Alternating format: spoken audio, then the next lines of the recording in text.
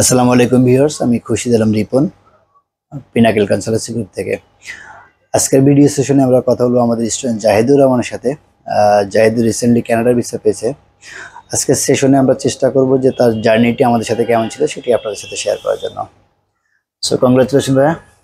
জি আলহামদুলিল্লাহ। যদি একটু বলবো যে কানাডার ভিসা পেয়ে তোমার ফিলিংসটা কেমন?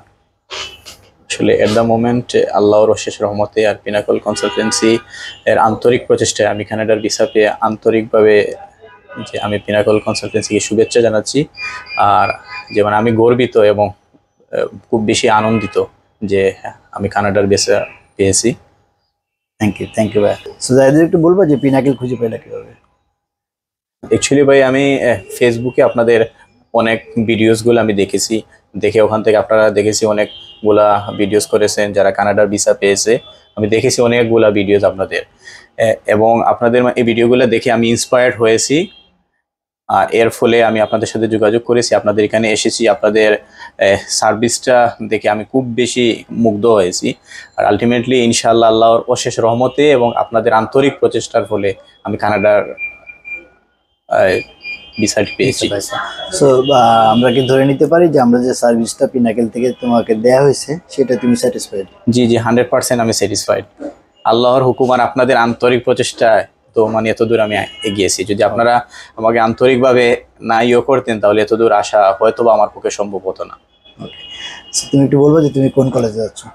যে আমি ফ্লেমিং কলেজ টরন্টোতে যাচ্ছি। জি, তোমার প্রোফাইলটা একটু শেয়ার করবে, একাডেমিক প্রোফাইলটা। তোমার পড়ালেখা কমপ্লিট কোন পর্যন্ত করা ছিল আর আইএসএ কত ছিল? জি, আমি 2011 সালে আমি আমার এসএসসি এক্সামিনেশন কমপ্লিট করেছি।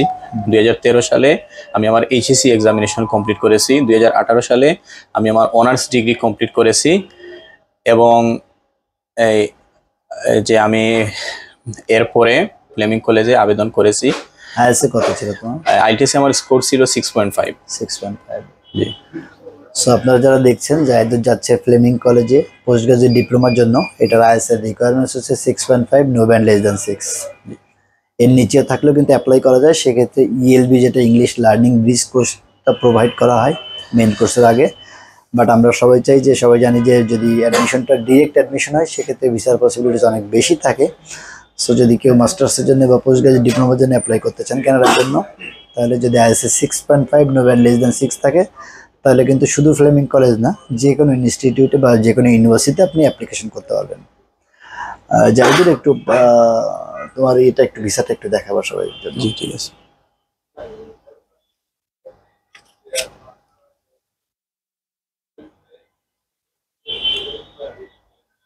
ওকে, থ্যাংক ইউ ভাইয়া। তুমি যাচ্ছ কবে? জি আমি তোমার ক্লাস শুরু মোস্ট প্রবাবলি মে মাসে। জি জি, মে ইনটেকের জন্য। আসলে আমরা জাহিদুরের ফাইলটা সাবমিট করা ছিল জানুয়ারি ইনটেকের জন্য।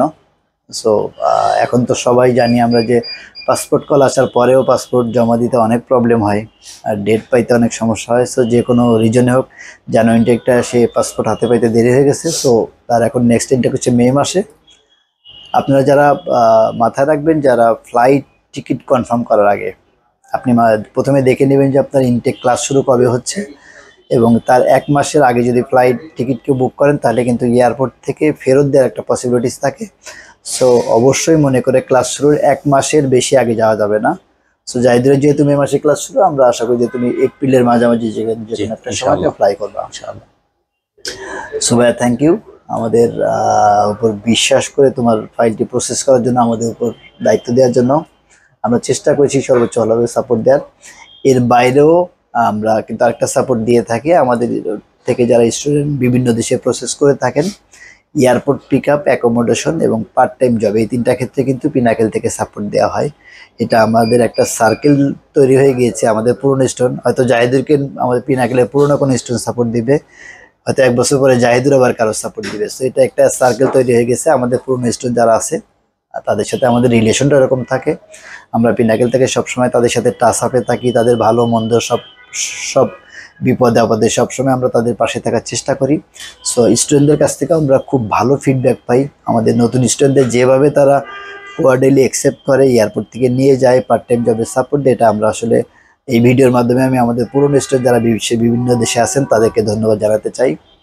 আমাদের ইউটিউব চ্যানেলে যারা কষ্ট করে আমাদের ভিডিওগুলো দেখেন তাদেরকে ধন্যবাদ জানাই। আমরা সবসময় কিছু সাকসেস স্টোরি, মাঝে মাঝে কিছু ইনফরমেশন সেশন নিয়ে আপনাদের সামনে ভিডিও নিয়ে আসি।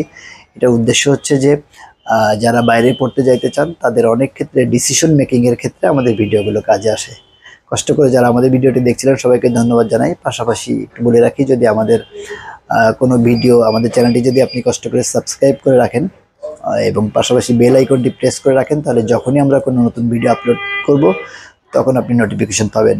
কেউ যদি আমাদের অফিসের থেকে ইনফরমেশন নিতে চান, আমাদের দুইটা সোশ্যাল মিডিয়া ফেসবুক এবং ইউটিউবে আমরা কুইকেস্ট টাইমে রিপ্লাই দেওয়ার চেষ্টা করি।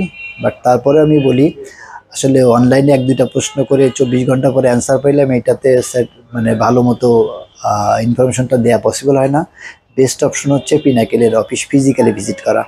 আমরা সপ্তাহে 6 দিন খোলা থাকি। শুক্রবার এবং গভর্নমেন্ট হলিডেগুলো বন্ধ থাকে। সকালে 11টা থেকে 7টা পর্যন্ত কোনো ধরনের অ্যাপয়েন্টমেন্ট ছাড়া আমাদের অফিসে চলে আসতে পারেন। সবাই ভালো থাকবেন, সুস্থ থাকবেন। আল্লাহ হাফেজ।